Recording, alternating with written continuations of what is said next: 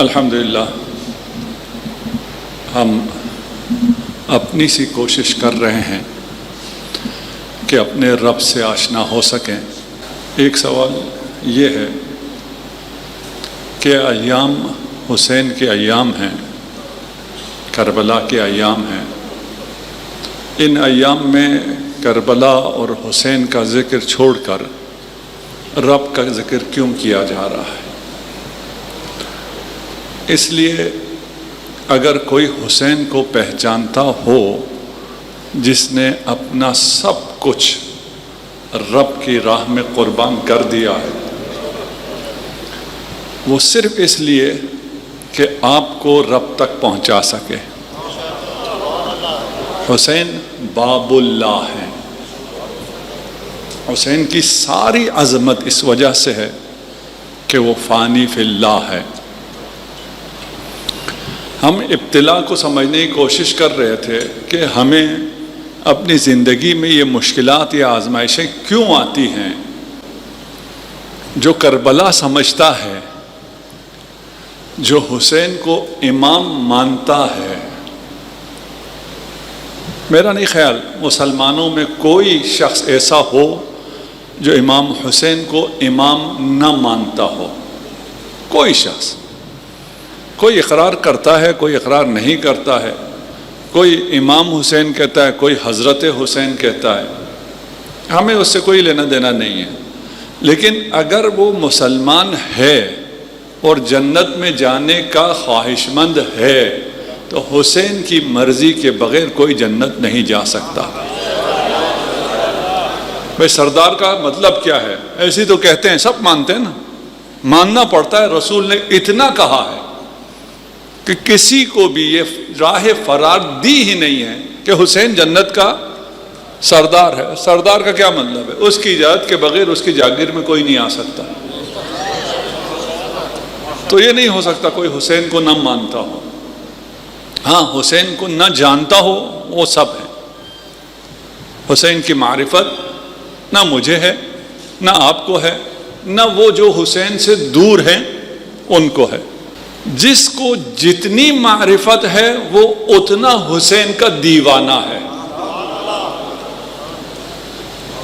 لفظ دیوانہ ویسے اچھا نہیں ہے، لیکن حسین کے ساتھ بہت جچتا ہے کہ انا مجنون الحسین، میں حسین کا دیوانہ ہوں۔ جب میں دیوانہ ہوں تو پھر مجھ سے نہ پوچھو کہ تم یہ کیوں کرتے ہو، یہ کیوں نہیں کرتے ہو۔ عاشق سے نہیں پوچھا جاتا کہ تم یہ کیوں کرتے ہو اور یہ کیوں نہیں کرتے ہو۔ ماتم کرنے سے آپ کو نقصان ہوتا ہے، آپ کو معلوم نہیں ہے۔ ہمیں تمام درد سے، تمام مرض سے شفا اسی ماتم سے ملتا ہے۔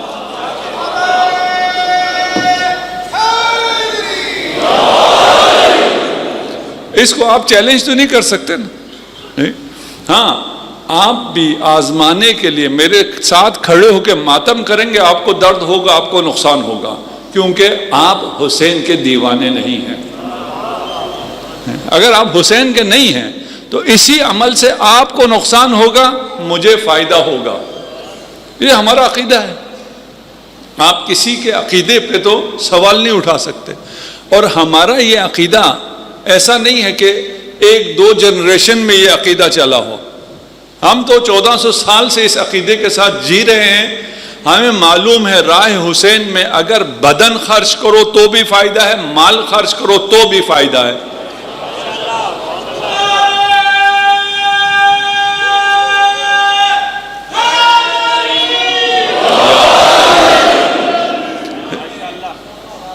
تو آج کل تو یہ بہت واضح ہو گیا ہے۔ پتہ نہیں، اب شاید کوئی اندھا ہو جسے یہ پتہ نہ ہو کہ اگر ہم یا علی مدد کہتے ہیں تو علی مشکل کشائی کرتا ہے یا نہیں کرتا۔ یہ ابھی جو فتح ہوئی ہے، شیعوں کو نہیں، اسلام کو، سارے مسلمان جو سر بلند ہیں آج، وہ کس کی وجہ سے ہے؟ اس لیے کہ علی نے مشکل کشائی کی ہے۔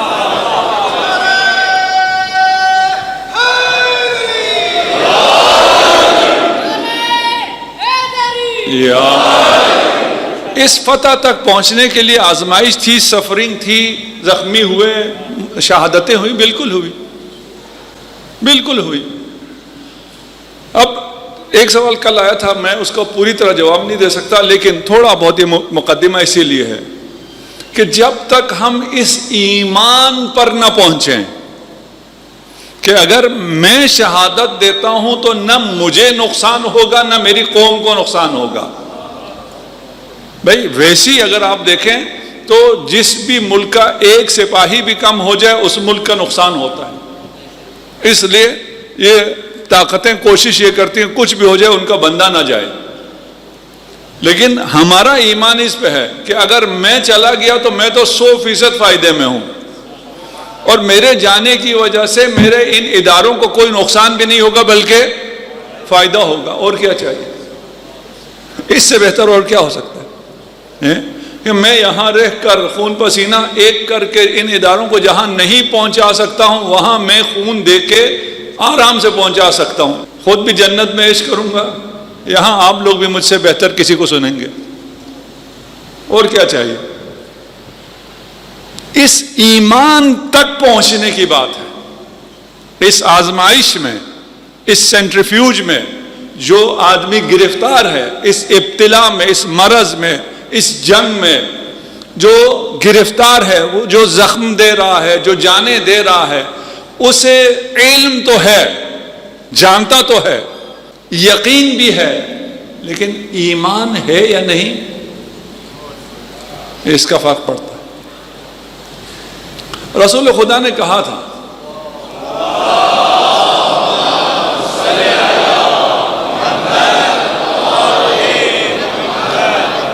کہ فتح ہماری ہے۔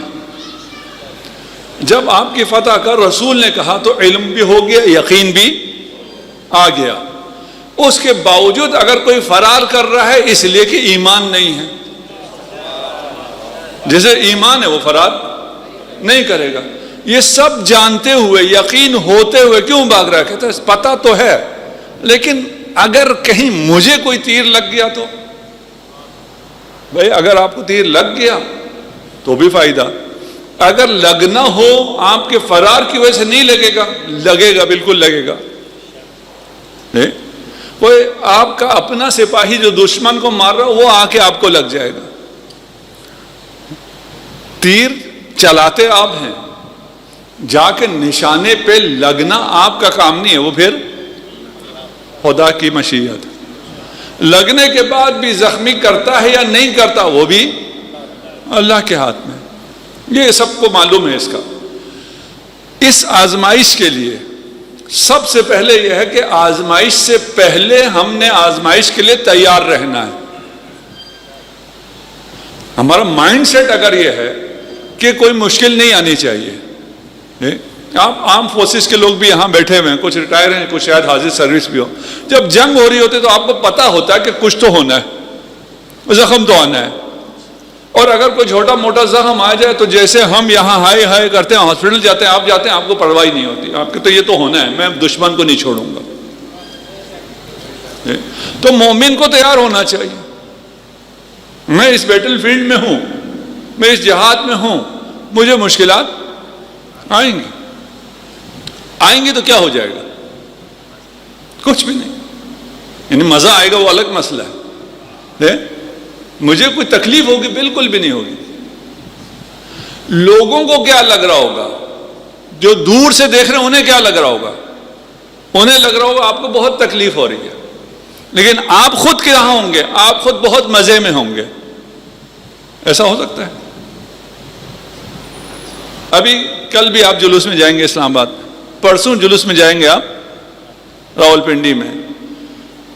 خدا کرے موسم اچھا ہو، لیکن موسم جیسا بھی ہو ہم نے تو نکلنا ہے، ہم نے دھوپ میں کھڑے ہو کے ماتم بھی کرنا ہے۔ اب جو باہر سے کھڑا دیکھ رہا ہے اس کے حساب سے آپ کتنی اذیت میں ہیں۔ ابھی کل ہم سارا دن دھوپ میں رہیں گے، ہم میں سے اکثر دھوپ میں 10 منٹ کے لیے بھی نہیں نکلتے، اور نکلے میں تو چھتری لے کے نکلتے ہیں، لیکن کل سارا دن دھوپ میں رہیں گے، اذیت ہوں گے، تنگ ہوں گے؟ نہیں۔ یہ دیکھیں، آپ ایک جگہ آپ کا ایمان ہے، آپ دھوپ بھی آپ کو نہیں جلاتی، دوسری جگہ آپ کا ایمان نہیں ہے، کانٹا بھی چھپ جائے تو درد ہوتا ہے۔ فرق ایمان کا ہے۔ اور ایک چیز اور ہے، جب آپ عزاداری میں، جلوس میں حسین کا نام لیتے ہوئے ماتم کر رہے ہوتے ہیں، وہ جنت کا سردار ہے، جنت کے درخت آپ پہ سایہ کیے ہوئے ہوتے ہیں۔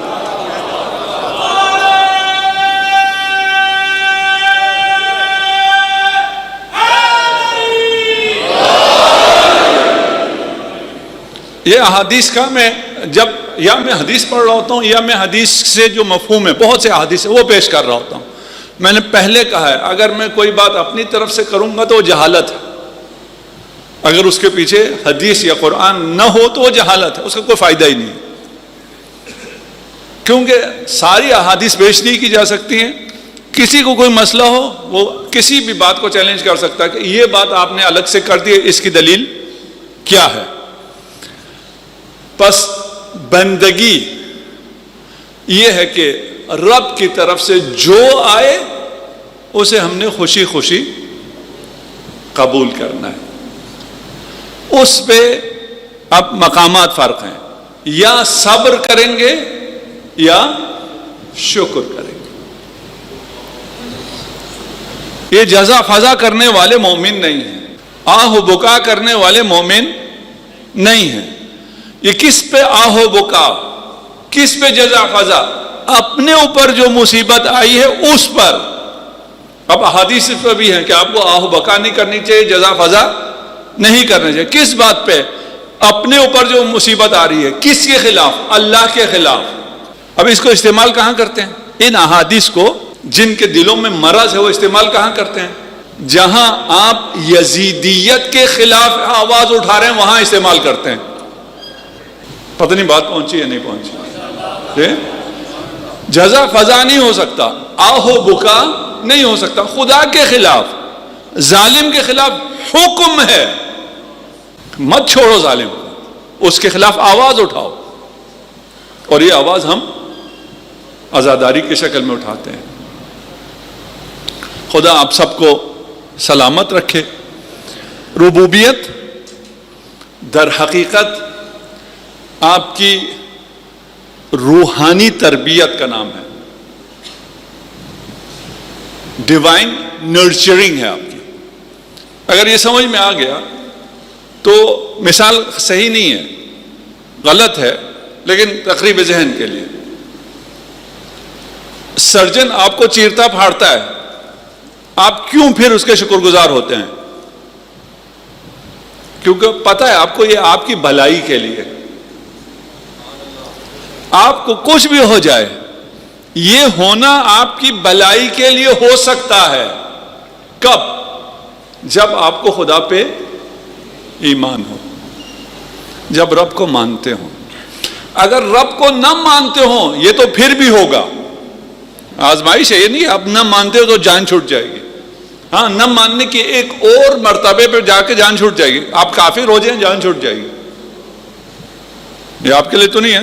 کوئی اگر کافر ہو جائے اس کو یہ ابتلا نہیں آئیں گی، اس کی ظاہری زندگی بڑی اچھی جائے گی، اس کو امراض بھی بہت کم آئیں گے، اور آپ بھی گئے تو اس کے پاس ہاسپٹل فیسلٹیز، ڈاکٹر بھی بہت اچھے ہیں، وہ درد ہونے بھی نہیں دیں گے۔ اگر آپ اس سرجن کے خلاف گئے، سرجن نے ادھر سے سرجری کی ہے، آپ نے دیکھا اس نے مجھے سرجری کی ہے، ہوش میں آتے ساتھ ہی آپ نے اکھاڑ کے پھینکنا شروع کر دیا، سٹیچز بھی کھولنا شروع کر دیا، کیا ہوگا؟ مزید خراب ہو جائے گا۔ خدا پر اعتماد، اور یہ تو آسان ہے، ہم نے اس کا تو حوالہ دیا تھا نا کافی میں، باب شدت ابتلاء المؤمن، مومن کو شدید آزمائشوں کا سامنا کرنا پڑے گا۔ یہ چیپٹر ہے، یہ چیپٹر سرچ کریں گے تو آپ کو نکل آئے گا۔ میں کچھ 2-3 حدیثیں آپ کے سامنے پیش کرتا ہوں، معنی ہم نے پیش کر دیا، ابھی ہم الفاظ ہی پیش کرتے ہیں۔ امام جعفر صادق علیہ الصلوۃ والسلام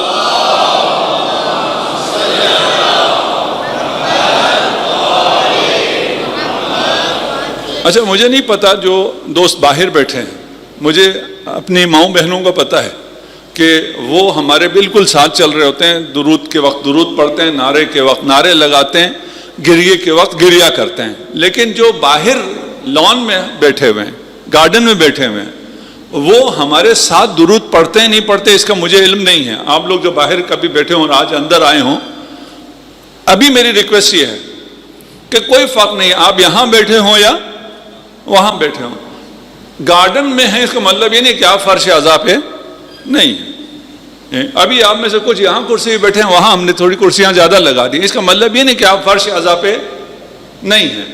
اگر درود پڑھا جائے تو جو باہر ہیں ان کی آواز ہمیں اندر تک آنی چاہیے۔ صلوات پڑھ جائے محمد و آل محمد۔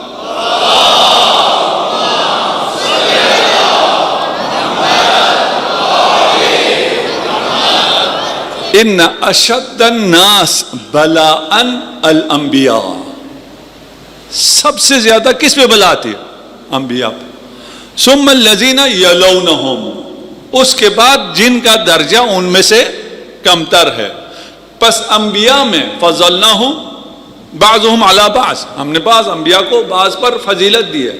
فضیلت میں جو نبی جتنا بلند ہوگا اس پہ اتنی زیادہ اذیت ہوگی، آزمائش ہوگی۔ تو سب سے زیادہ آزمائش کس پہ ہے؟ خاتم الانبیاء والمرسلین پہ سب سے زیادہ۔ اب وہ کیا کیا آزمائشیں تھیں، ان میں سے کچھ ہمیں معلوم ہے، کچھ ہمیں معلوم نہیں ہے۔ کچھ آزمائشیں ایسی ہیں اور مظلومیت ختم مرتبت کی ایسی ہے کہ وہ بیان کریں تو کلمہ گو ناراض ہو جاتے ہیں۔ یہ اس سے بڑی مظلومیت کوئی نہیں ہے۔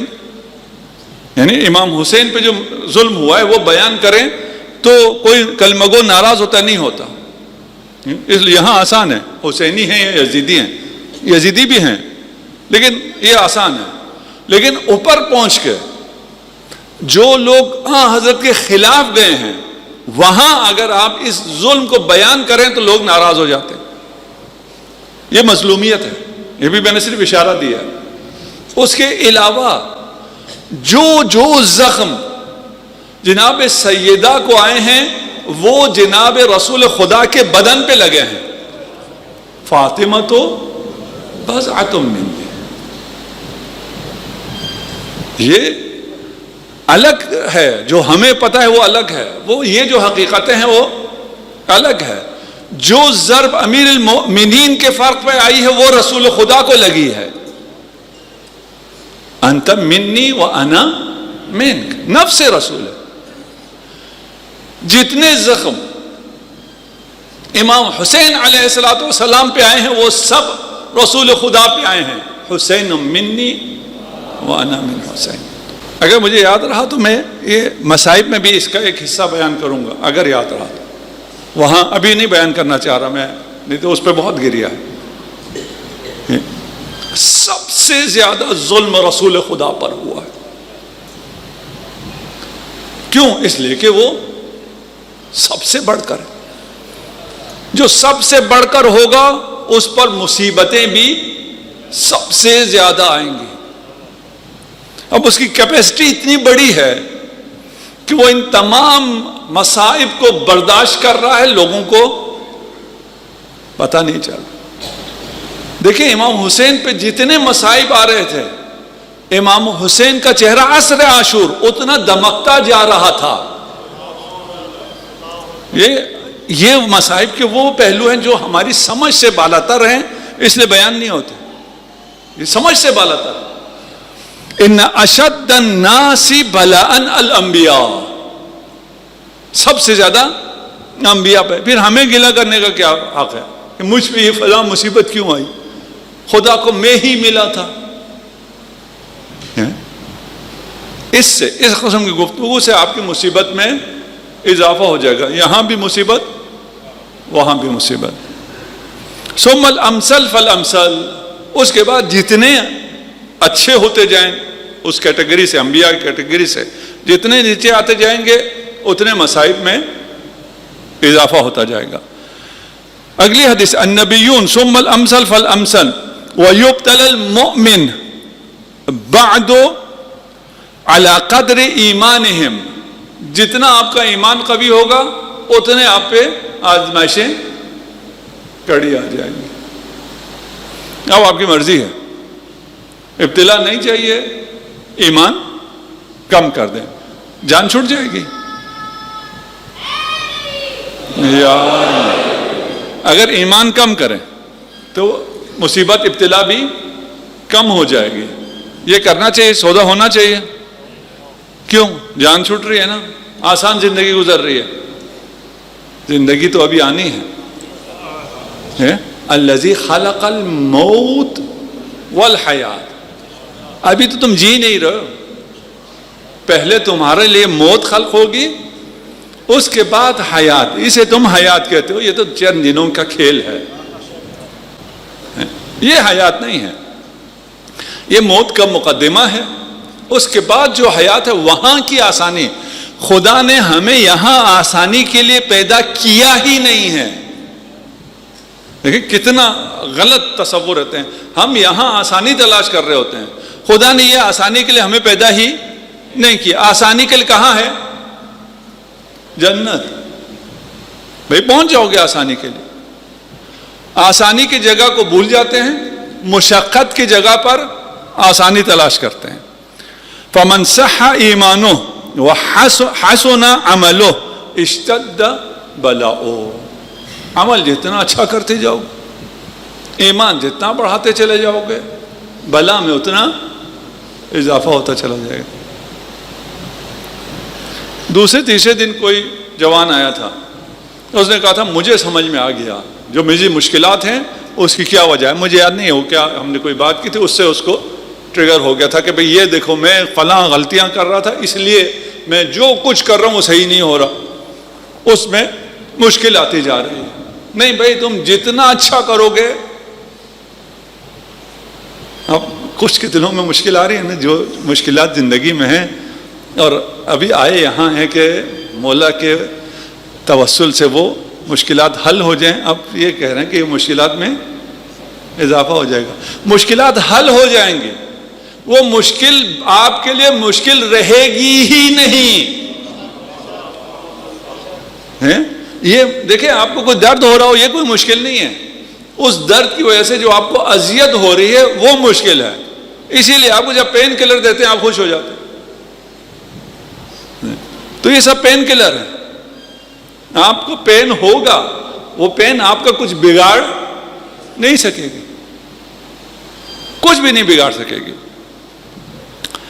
بس اگر آپ کی منزل بلند ہو تو آپ کی ٹریننگ بھی سخت ہوگی۔ یہ تو آپ سب جو بھی لوگ جہاں جہاں جس بھی جگہ پر ہیں ان کو بھی پتا ہے، ایون پرائیویٹ بزنس کرنے والوں کو بھی پتا ہے، ڈیسٹینیشن اوور ہے تو محنت زیادہ ہے۔ اسی لیے ہم جو پرائیویٹ کام کرنے والے ہم زیادہ محنت کرتے ہیں۔ آپ کو پتا ہے آپ نے 9 to 5 کوئی کام کرنا ہے، اس میں بھی اگر آپ کو ترقی کرنی ہے تو آپ کی ٹریننگ زیادہ ہو جاتی ہے۔ ان عظیم الاجر لمع عظیم البلاء، اگر زیادہ ریوارڈ چاہیے تو وہ بلا سے ملتا ہے، ملتا ہی آزمائش سے، مشقتیں اٹھانے سے ملتا ہے۔ یہ دنیا میں بالکل اسی طرح ہے، کوئی فرق نہیں ہے۔ یہاں کیونکہ نظر آ رہا ہوتا ہے، نظر آنے کی وجہ سے آج ہم مشقت کرتے ہیں، کل ہمیں ریوارڈ ملتا ہے، 5 سال مشقت کرتے ہیں، 5 سال بعد ہمیں ریوارڈ ملتا ہے۔ ہم جاتے ہیں یونیورسٹیز، صبح شام وہاں محنت بھی کرتے ہیں، لاکھوں کروڑ روپیہ بھی ان کو دے دیتے ہیں، کیوں؟ ہمیں توقع یہ ہوتی ہے کہ اس کے بعد ہمیں ریوارڈ ملے گا۔ دوسرا نظر آیا ہوتا ہے، اس کو ملا، اس کی یہ جاب لگی، اس کے وہ لگ گئی، ہمیں یہ کوئی نہیں پتا ہوتا، ہو سکتا ہے جب میں ڈگری کروں اس کے اگلے دن میں دنیا سے ہی چلا جاؤں، کون سا ریوارڈ ملا۔ یہاں یقینی نہیں ہے، وہاں یقینی ہے۔ جہاں یقینی ہے اس پہ ایمان نہیں ہے، وہ نظر نہیں آتا۔ جہاں بالکل بھی کوئی بھی یقینی نہیں ہے وہ اس کو ہم یقینی سمجھتے ہیں۔ ان عظیم الاجر لمع عظیم البلاء وما احب اللہ قوما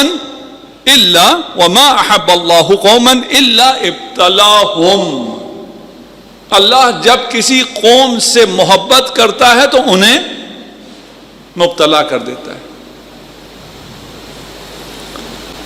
اور بھی حدیثیں ہیں، آپ لوگ خاموش ہو گئے اس لیے ان کو چھوڑ دیتے ہیں، یا پڑھوں؟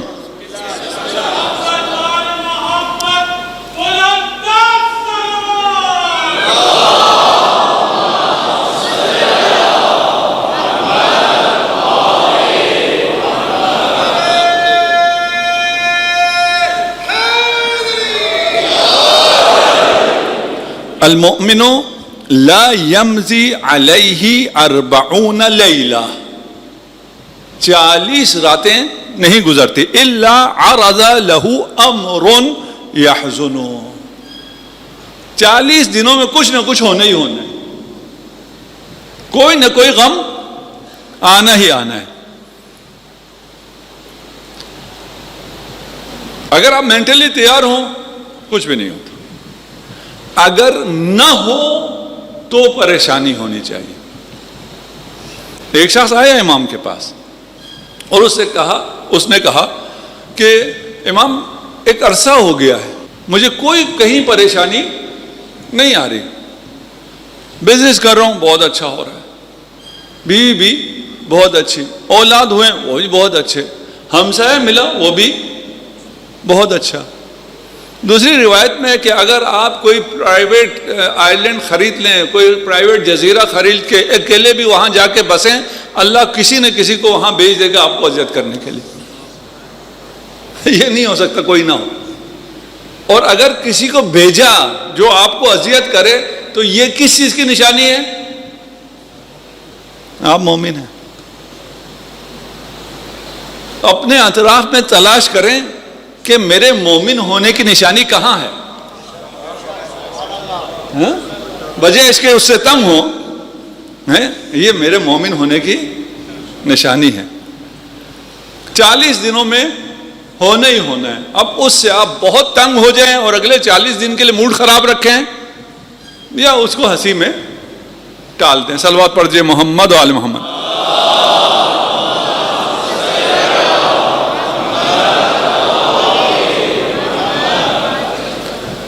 اچھا، ہم کیونکہ یہ کلاس روم نہیں ہے نا، لیکچر نہیں ہے کہ ہم اس کو بالکل سٹیپ بائی سٹیپ چیزوں کو لے کے چل سکیں اور آپ کو کہیں جائیں یہ ہوم ورک کر کے آئیں، یہ تو نہیں ہے. ہر قسم کے لوگ ہیں اور ہر سن کے لوگ ہیں، اس لیے ہمیں تھوڑا سا ایسے چلانا پڑتا ہے جس میں ہو سکتا ہے کچھ جگہ تھوڑی سی تشنا رہ جائے.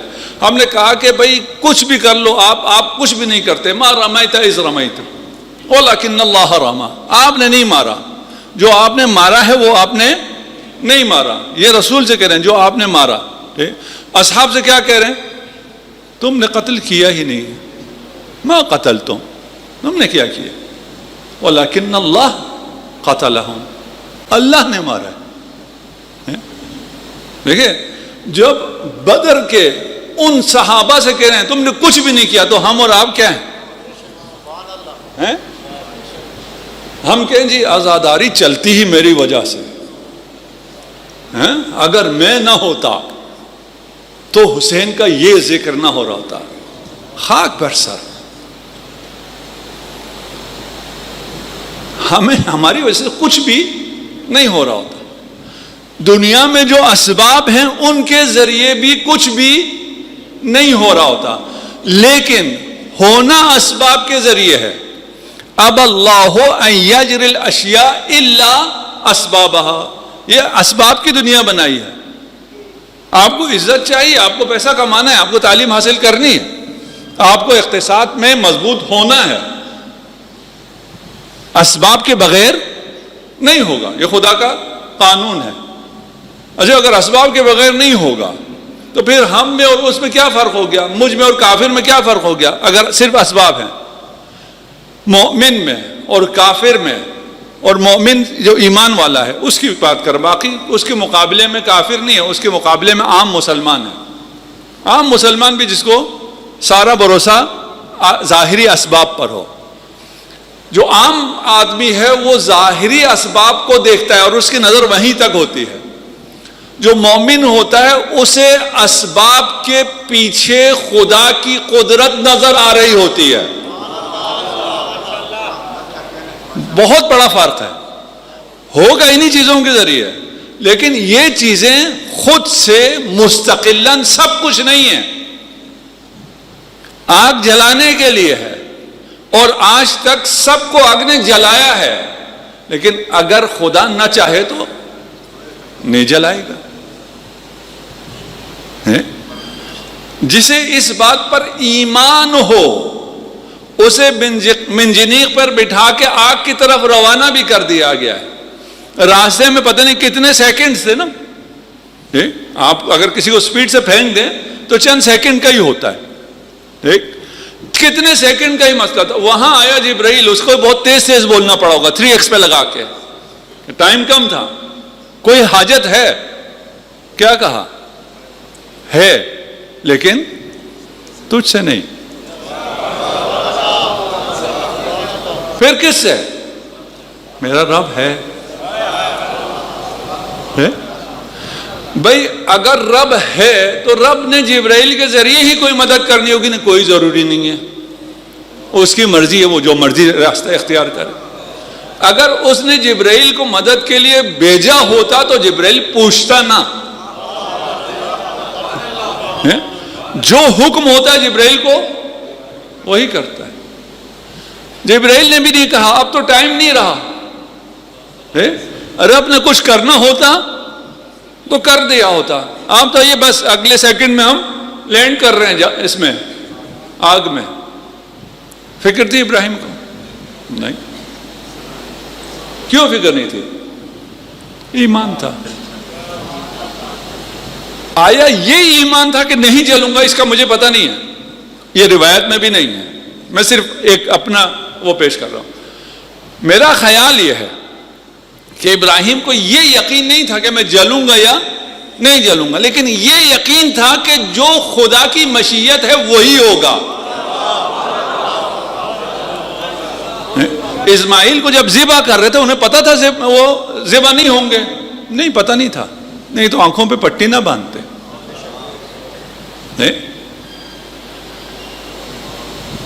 دیکھیں ابراہیم اور ہے، رسول خدا اور ہے۔ حسین کو ذبح ہوتے ہوئے رسول خدا نے دیکھا ہے، رسول خدا نے آنکھوں پہ پٹی نہیں باندھی۔ نہ چاہتے رسول خدا تو نہ ہوتا۔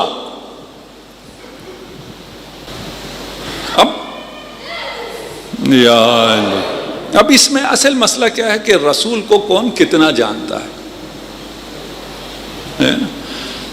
کہ اگر رسول نہ چاہتے تو نہ ہوتا، یعنی کہ پھر خدا بھی نہ کر سکتا۔ رسول دعا کرتے تو رسول مستجاب الدعوات ہونا خدا کی مشیت ہے، لیکن خدا کی مشیت کیا ہے؟ یہ میرا حبیب ہے، یہ جو دعا کرے گا وہ پورا ہوگا۔ اس دنیا سے پردہ کرنے کے بعد اب ان کی شخصیت ہے ہی نہیں۔ ہم سب کے، یہ قرآن ہے، ہاں ہم سب کے تمام اعمال کا شاہد گواہ کون ہے؟ رسول اللہ۔ جو ہے ہی نہیں وہ کیا شہادت دے گا؟ یہ جتنے لوگ یہاں بیٹھے ہیں ایک سیکنڈ کا رسول خدا گواہی دیں گے یہ ایمان سے سن رہا تھا یا یہ نفاق سے سن رہا تھا۔ آپ تو سب ایمان سے سن رہے ہیں، لیکن رسول خدا کو سب پتا۔ یہ کوئی عام آدمی کر سکتا ہے؟ یہ دیکھیں ابھی اسی ہال کو رسول خدا شہادت دیں گے ہاں یہ عزادار تھا، یہ تماشا بین تھا۔ ہم اس میں سے نکال سکتے ہیں؟ مجھے کیا پتا، مجھے کچھ بھی پتا نہیں۔ میری محدودیت ہے، رسول خدا خاتم الانبیاء وہ نہ جانے کتنے حجابوں میں تھے جب اس دنیا میں تھے، جو لوگ دیکھ رہے تھے وہ کیا دیکھ رہے تھے؟ انہوں نے دیکھا کیا کہ ان کو دیکھنے کی وجہ سے پتہ نہیں کوئی عنوان مل جائے۔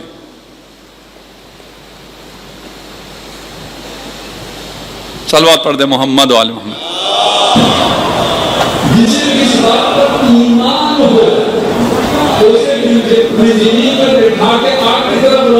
یہ یقین ہے جو کچھ ہو رہا ہے سب خدا کی اختیار میں، یہ جو اسباب ہیں انہیں بھی خدا نے ہی سبب بنایا ہے، اور یہ فیصلہ بھی اسی کا ہے کہ میں تمام کام اسباب کے ذریعے ہی کروں گا۔ مومن کا فرق کیا ہے؟ اسے ان اسباب کے بعد بھی نظر آتا ہے۔ اب وقت آ گیا، شاید میں وہاں پہنچوں یا نہ پہنچوں، میں بلکہ نہیں پہنچوں گا، اور کل ہو سکا تو میں اس کو تفصیل سے بیان کروں گا۔ حضرت مریم کی کفالت کر رہے تھے حضرت زکریا، کھانے آ رہے تھے۔ حضرت زکریا کو تعجب ہوا کہ یہ کھانے کہاں سے آ رہے تھے، وہ کھانے کتنے اچھے ہوں گے جس نے ایک نبی کو تعجب میں ڈال دیا، کتنے لذیذ ہوں گے، کتنے رنگ برنگ ہوں گے۔ نہیں بھائی، ان میں سے کچھ بھی نہیں تھا۔ حضرت زکریا کو ان غذاؤں کے پیچھے رب کی رحمت نظر آ رہی تھی۔ جو تعجب تھا وہ اس کے پیچھے جو چیز ہے اس کی پہ تعجب تھا۔ ہم یہ موبائل استعمال کرتے ہیں، ہمیں پتہ ہی نہیں اس کے پیچھے کیا ٹیکنالوجی ہے اور کیا پروگرامنگ ہے، ہمیں کیا تعجب ہوتا ہے؟ ہمیں کوئی نہیں، ہم سمجھتے ہیں ہماری انگلی میں کوئی طاقت آ گئی ہے۔ لیکن جس کو علم ہے وہ کسی اپ ڈیٹ کو دیکھنے کے بعد وہ کہتے ہیں واہ بھائی، اس نے بڑا کام کیا۔ قل کل من عند اللہ، قرآن سب کچھ اللہ کی طرف سے ہیں، اسباب ہیں، ہاں سب کچھ ہے، لیکن کل من عند اللہ، ما بکم من نعمت فمن اللہ۔ تم سانس لے رہے ہو نا، اللہ کی طرف سے، تم سمجھ رہے ہو اللہ کی طرف سے۔ تمہیں یہ ایک بات سننے میں، سمجھنے میں تم نے 50 ٹریلین سیلز کو استعمال کیا ہے۔ ان میں سے کوئی ایک چیز بھی تھوڑا سا ادھر ادھر ہو گیا تو وہ جو آپ میری اتنی عزت کر رہے ہیں، بعد میں آپ کہیں گے یہ دیوانہ ہے۔ وہ تھوڑا سا ایک چیز ادھر ادھر ہو جائے گی، ایک اتنی ہلکی سی چیز جس کا ہمیں پتہ بھی نہیں۔ وَلَنَبْلُوَنَّكُمْ بِشَيْءٍ مِّنَ الْخَوْفِ وَالْجُوعِ وَنَقْصٍ مِّنَ الْأَمْوَالِ۔ صاف کہہ رہا ہے میں کروں گا، کوئی چھپا بھی نہیں رہا۔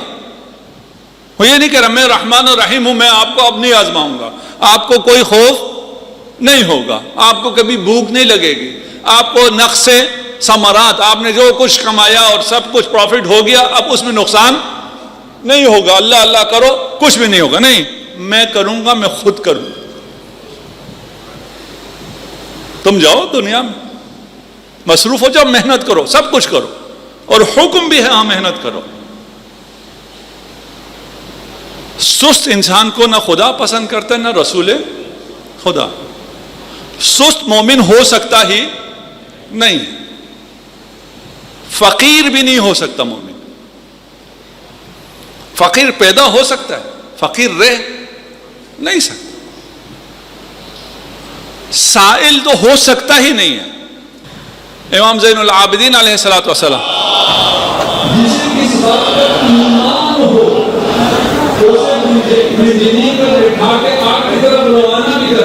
ارشاد فرماتے ہیں، اور یہ حدیث والد معظم شاید ہفتے میں ایک دفعہ تو ضرور سناتے تھے،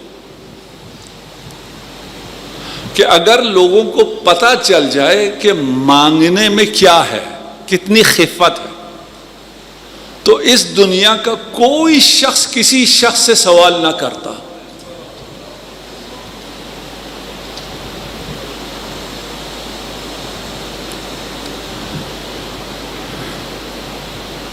اب یہ مشکلات تو ہیں، اور یہ دھمکی بھی آ گئی کہ میں تو آزماؤں گا، اور وہ بھی طرح طرح کی آزمائشیں آ گئی۔ نہ ہو سکتا ہے ایک ہی پہ یہ ساری آئیں، ہو سکتا ہے مختلف وقت پہ مختلف لوگوں پہ آئیں۔ اب ذہنی طور پہ تو ہم تیار ہو گئے ان سختیوں کو جھیلنے کے لیے، لیکن جب سختیاں آ رہی ہیں انہیں ہم برداشت کیسے کریں، وہ طاقت کیسے اپنے اندر لائیں کہ ان سختیوں کو ہم برداشت کر سکیں؟ کہاں سے لائیں گے؟ کربلا سے۔ کربلا درس ہے، زندگی گزارنے کا آسان ترین راستہ، عبودیت کا آسان ترین راستہ، رحمت رب کو پہچاننے کا واحد راستہ کربلا ہے، ہو ہی نہیں سکتا۔ یہ دھوکے میں نہ آئے کہ آپ فلان ہیں، آپ فلان ہیں، آپ جائیں گے، آپ نہیں جائیں گے، سب کربلا کے محتاج ہیں۔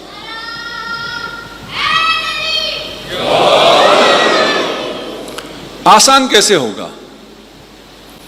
ہے مصائب کے الفاظ، چلے میں مصائب کے انداز میں نہیں کہتا تاکہ ہم آرام سے اس کو سوچیں۔ جب بڑی مصیبتیں آئیں امام حسین پہ کربلا میں، تو آپ نے کیا فرمایا؟ کہا یہ میرے لیے بہت آسان ہے، یعنی وہ سب سے بڑی مشکل کو کہا یہ میرے لیے آسان ہے۔ کیوں؟ اس لیے کہ میرا رب دیکھ رہا ہے۔ دیکھیں، رب پہ ایمان تمام مشکلوں کو آسان کر دیتی ہے۔ میرا رب دیکھ رہا ہے، یہ دنیا اس کے کنٹرول میں ہے، کوئی چیز اس کے کنٹرول سے نکلی نہیں ہے، وہ دیکھ رہا ہے، اس کے دیکھتے ہوئے ہوا ہے، میرے لیے بہت آسان ہے۔ جو رب کی طرف سے ہو، یہاں پھر پتہ نہیں کوئی سمجھنے میں مشکل نہ ہو جائے۔ ابھی وقت آگے میں اس کو نہیں کھول سکتا، ضرورت ہو تو کل کوشش کروں گا اس جگہ کو بیان کروں۔ صرف اتنا سمجھ لیں کہ اگر کسی کے ذہن میں تھوڑا غلط آ رہا ہے تو یہ غلط نہیں ہے، وہ بات صحیح نہیں ہے۔ صحیح کیا ہے پھر دیکھ لیتے ہیں۔ جو ہو رہا ہے وہ مشیت خداوندی کے تحت ہو رہا ہے، خدا کے کنٹرول سے کوئی چیز باہر نہیں ہے۔ جیسے میں نے کہا حضرت ابراہیم جب آگ میں گئے ہیں، کنٹرول میں تھا نا سب خدا کے، جلنا ہو تو جل جاتے، نہ جلنا ہو تو نہ جلتے، کنٹرول میں خدا کے تھا۔ لیکن جنہوں نے آگ لگائی ہے وہ مجرم ہے یا نہیں ہے؟ وہ مجرم ہے۔ انہوں نے تو جلانے کے لیے ہی آگ لگائی تھی، اس نے تو تیر مارا ہی اس لیے تھا کہ کلام حسین قطع ہو جائے۔ وہ الگ ہے، وہ مجرم ہے، لیکن یہ الگ ہے، وہ مجبور بھی نہیں تھا۔ آج جس شہید کا ذکر کیا جاتا ہے،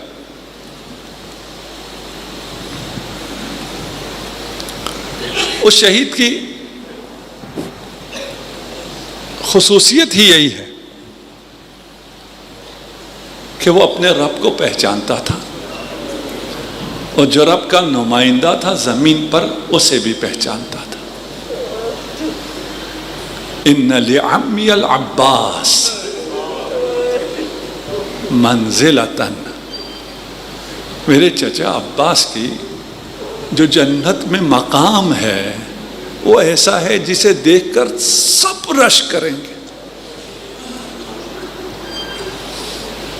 دنیا میں ان کا جو مقام ہے، کسی نے مکاشفے میں دیکھا، مکاشفہ آپ نہ سو رہے ہوتے ہیں نہ جاگ رہے ہوتے ہیں اور آپ کو پردے ہٹ جاتے۔ امام زمانہ عجل اللہ فرجہ الشریف کی زیارت ہوئی،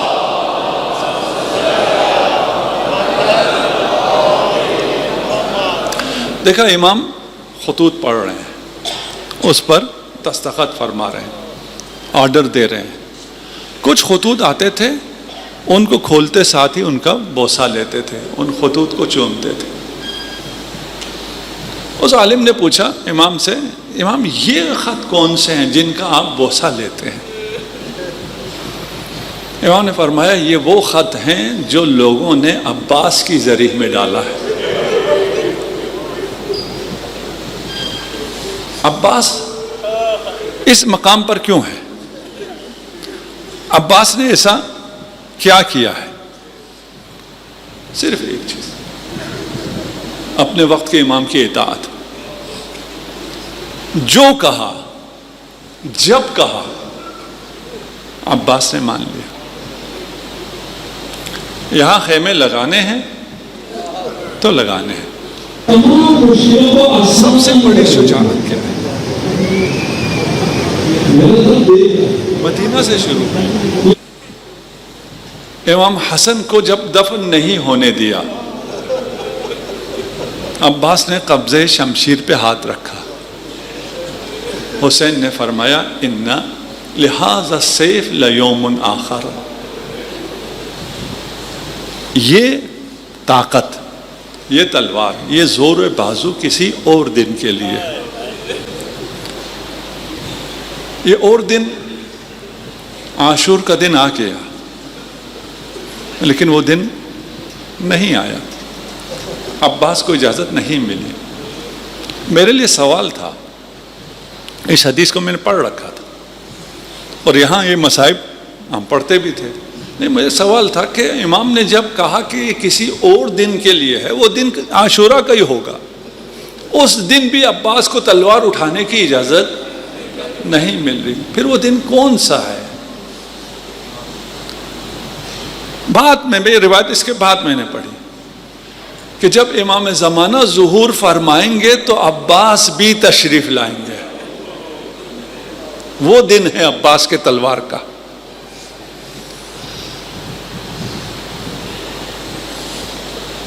عباس سے علمدار.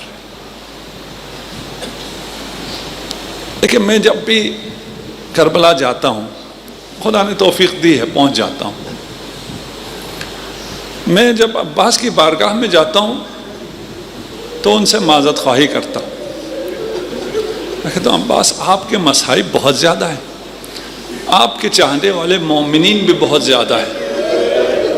میں جب بھی مصائب پڑھتا ہوں میں حق ادا نہیں کر سکتا. تو آپ عباس سے اپنی محبت کا اظہار خود کریں، میرے الفاظ میں نہ جائیں. جانتے ہیں عباس تھا کون؟ عباس زینب کی امید تھی.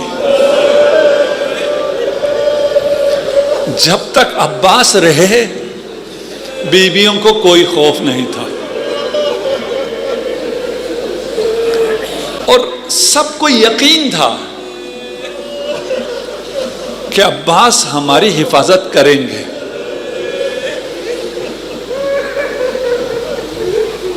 عباس نے اجازت مانگی کئی دفعہ، لیکن جو امام کہتے تھے اس سے پھر کچھ بھی نہیں فرماتے تھے، مان لیتے تھے. اجازت تو لے سکتے تھے. ایک دفعہ آئے اور فرمایا مولا دل بہت تنگ ہو رہا ہے، لقد ضاق صدری، میرا دل بہت اب برداشت نہیں ہو رہا، دل پھٹ رہا ہے. معمولاً ذاکر یوں پڑھتے ہیں، میں بھی ایک ذاکر ہوں اگر ہوں تو، کہ عباس جو العطش کی صدائیں سن رہے تھے وہ عباس سے برداشت نہیں ہو رہی تھی. لیکن ابھی میں اس نتیجے تک پہنچا ہوں کہ عباس حسین کی مظلومیت دیکھ کے برداشت نہیں کر پا رہے تھے. میرا مولا جنت کا سردار، جس کے پاس عباس جیسا سپہ سالار ہو، وہ اتنا مظلوم ہو جائے.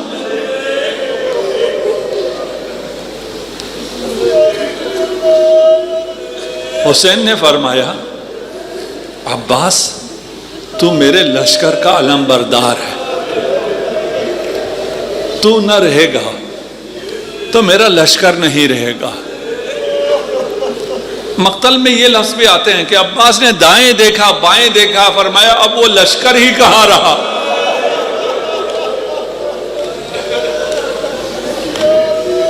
مقتل نے امام حسین کا جواب نقل نہیں کیا، لیکن میرا دل کہتا ہے کہ حسین کے لیے تو عباس خود لشکر تھا، بیویوں کے لیے وجود عباس ہی لشکر تھا. پانی لانے کی اجازت ملی،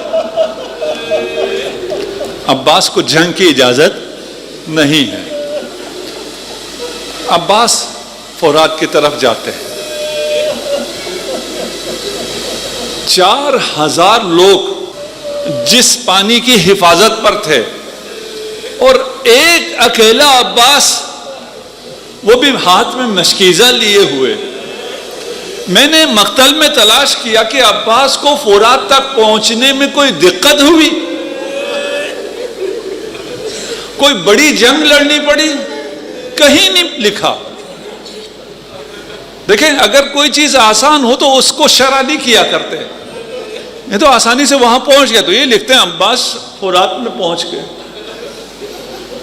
فرات میں پہنچے، مشکیزے کو بھرا، پانی ہاتھ میں لیا اور شہنشاہ وفا نے اس پانی کو گرا دیا. کچھ لوگ سمجھتے ہیں کہ عباس نے پانی پینے کے لیے چلو میں لیا. شہنشاہ وفا نے، میرا دل کہتا ہے پانی پینے کے لیے نہیں، پانی کو یہ خطاب کرنے کے لیے، تو یہاں ہے، حسین پیاسا ہے.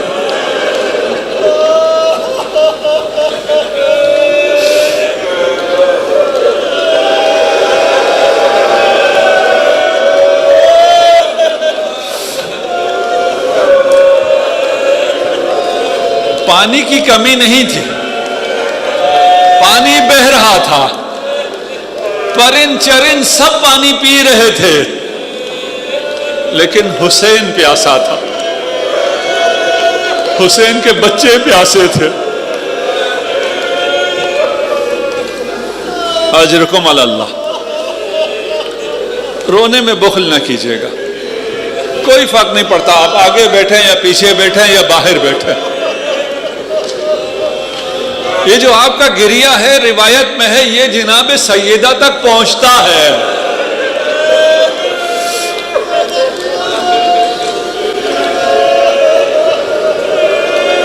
سب کو یقین تھا عباس پانی لے کر آئیں گے. تمام بنی ہاشم کے شہید جب بھی گئے ہیں ودا ہے، عباس کا کوئی ودا نہیں تھا. کسی نے عباس کو ودا نہیں کہا، اسی لیے تو معلوم تھا یہ تو واپس آئیں گے، عباس سے کون لڑ سکتا. جب مشکیزہ لے کے واپسی کا سفر شروع ہوا، 4000 میں سے 2000 تیر انداز ہیں، عباس پہ تیر مار رہے ہیں. اب چھپ کے وار کرنے والے لائنوں نے چھپ کر وار کرنا شروع کیا. ایک درخت کے پیچھے سے ایک لائن نے وار کیا، عباس کا دایاں شانہ شہید ہو گیا. عباس چلتے رہے، مشکیزہ بائیں شانے پہ رکھا، دوسرے لائن نے بایاں شانہ شہید کر دیا. عباس نے اپنا سفر جاری رکھا، مشکیزہ دانتوں میں لیا، اپنے آپ کو مشکیزے پہ گرایا، ایک تیر آ کے مشکیزے میں لگا، تیر بہنا شروع ہو گیا. عباس کی آس ٹوٹ گئی. مقتل کے الفاظ ہیں، عباس پریشان تھا، عباس حیران تھا، خیام کی طرف نہیں جا سکتا، سکینہ سے پانی کا وعدہ کیا ہوا ہے، واپس فرات نہیں جا سکتا، مشکیزہ بھرنے کے لیے بازو نہیں.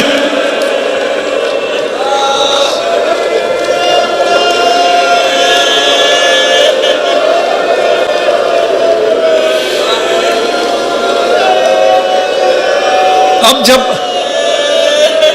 مشکیزے کا پانی بہہ گیا، عباس نے سر اٹھایا، ایک تیر سے شعبہ آ کے عباس کی آنکھوں میں پیوست ہوا.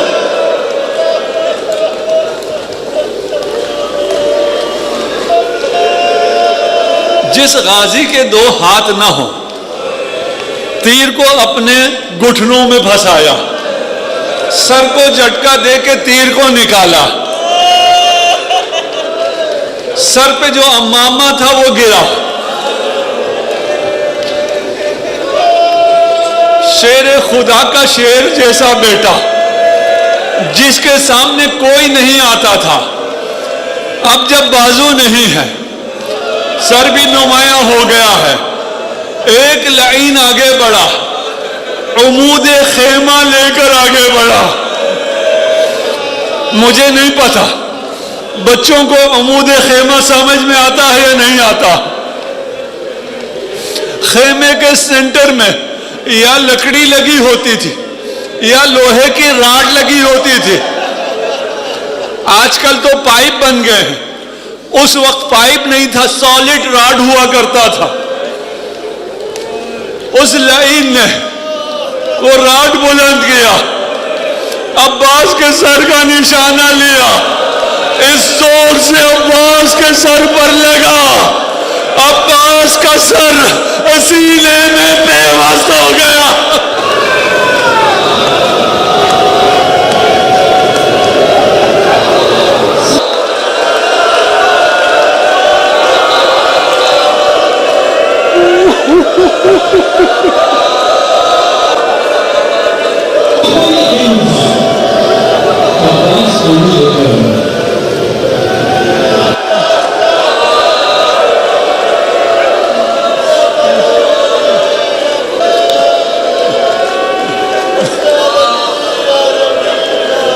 اجرکم علی اللہ. خدا آپ کو سلامت رکھے، خدا آپ کے جوانوں کی حفاظت فرمائے، خدا آپ کے مریضوں کو شفائے عاجل عنایت فرمائے.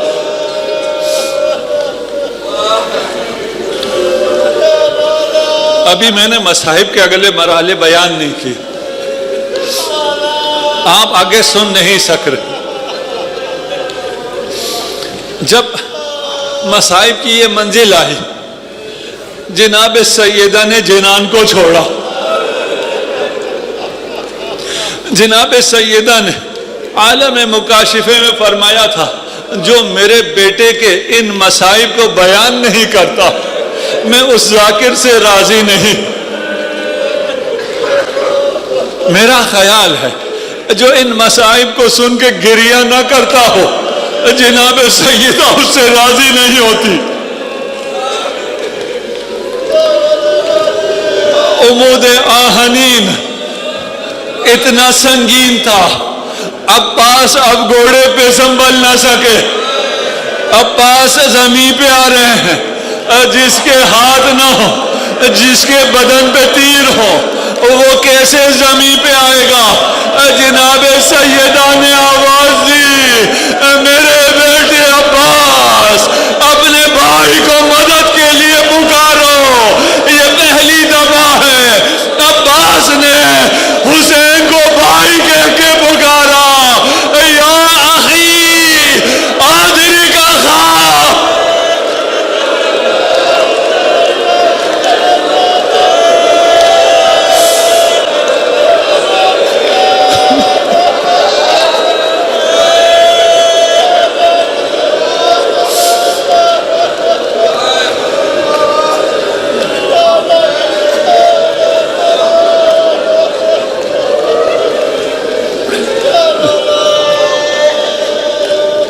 اگر آج کا دن نہ ہوتا میں آپ کو کبھی اتنی زحمت نہ دیتا.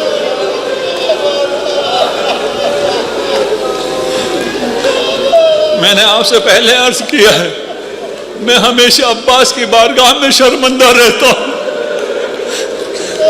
میں آپ کے مصائب بیان نہیں کر سکتا. مصائب کہاں، یہ بیان کہاں.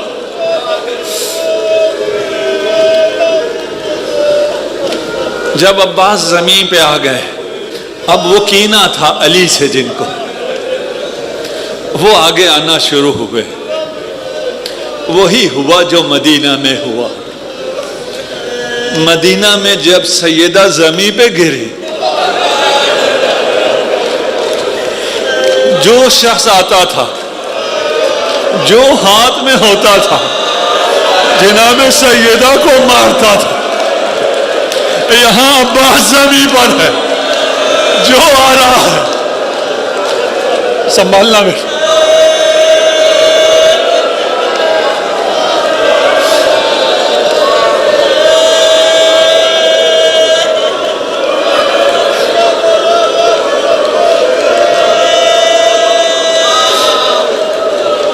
شیر خدا کا بیٹا ہے، وہ شیر ہے جس کے سامنے 4000 میں سے ایک بھی نہیں رک سکا تھا. اب انہیں موقع ملا ہے، اب شیر خدا کے ہاتھ نہیں ہے. ان لعینوں نے، عباس ابھی زندہ ہے، عباس کو تاراج کرنا شروع کیا. کسی نے زرہ لوٹی، کسی نے انگوٹھی لوٹی، تبرکات لوٹنا شروع کیے. جب سب تبرکات لوٹ چکے، اب بھی ان کا کینہ پورا نہ ہوا. 2 ہاتھ پہلے شہید ہو چکے ہیں، اب تلوار لے کے آگے بڑھے ہیں. روایت کے الفاظ نہ ہوتا میں کبھی نہ بڑھتا، کاش ایسا نہ ہوا ہو. وَقَطَعُوهُمْ بِسُيُوفِهِمْ رِجْلَيْهِ، عباس کے 2 پاؤں بھی شہید.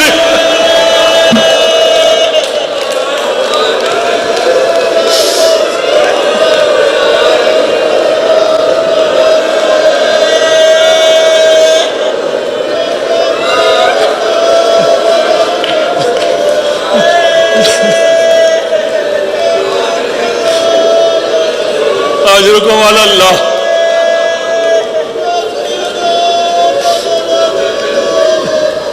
مقتل کے الفاظ، وہ حسین جو عقاب کی مانند آتا تھا، دور تھا لیکن دیکھ رہا تھا. حسین کو معلوم تھا کہ جو منظر ہے وہ میں برداشت نہیں کر سکوں گا.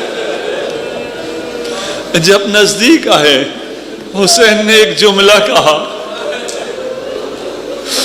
عباس،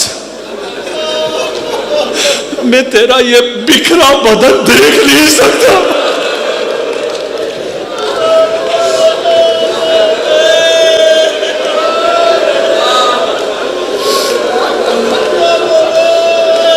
عباس کے سرانے آئے.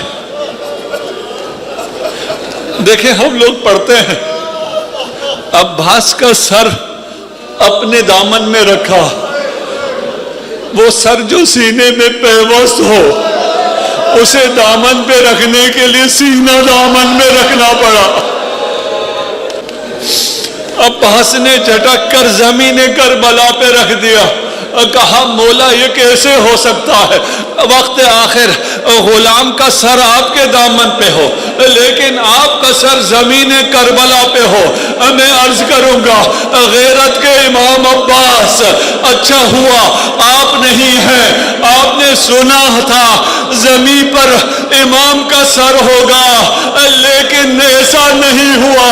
میں نے فضائل میں کہا تھا مصائب کی ایک منزل ہے، وہاں آپ کو پتا چلے گا یہ مصائب رسول خدا پر آئے ہیں.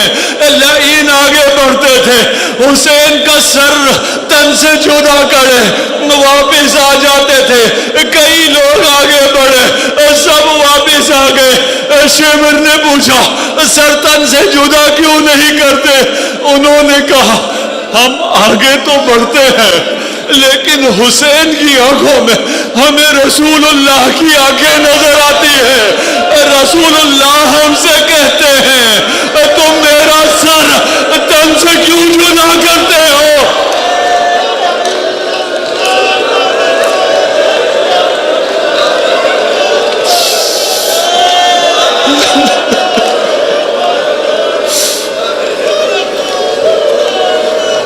عباس اچھا ہوا آپ نے نہیں دیکھا. عباس تو نہیں دیکھ رہے لیکن 70 قدم کے فاصلے سے جو دیکھ رہی ہے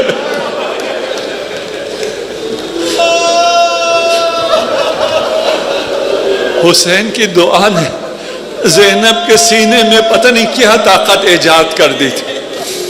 اب کے جو لعین آگے بڑھا ہے اس نے جو جسارت کی ہے، میں اگر بیان کروں تو پھر میں آگے نہیں پڑھ سکتا. عباس کو اٹھانا چاہا. عباس نے فرمایا مولا آخری خواہش ہے، آخری بار آپ کی زیارت کرنا چاہتا. فرمایا عباس میں تمہارے سرانے ہوں.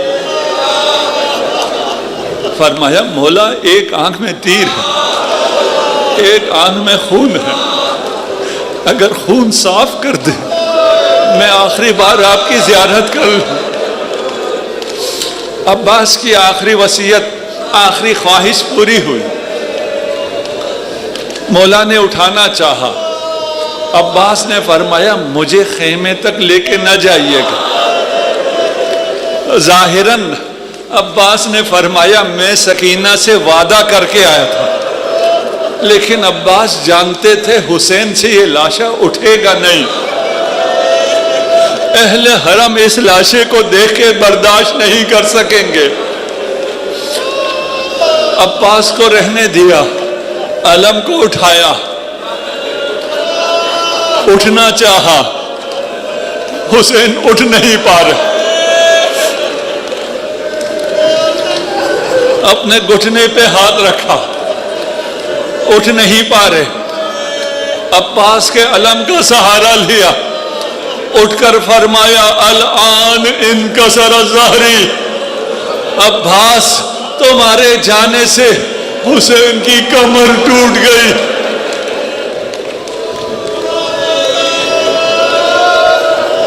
اب سوئے خیام جا رہے ہیں، سکینہ نے جب آتے دیکھا علم کو، بچوں کو جمع کیا، کہا میں نہ کہتی تھی چچا پانی لے کر آئیں گے، آؤ چچا کے استقبال کے لیے چلتے ہیں۔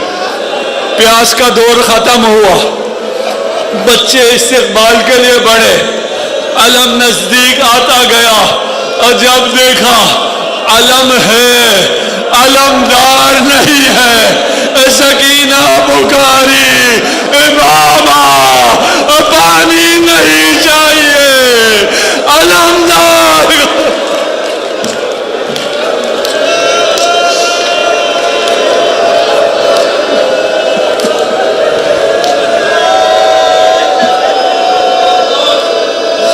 ماتا ہے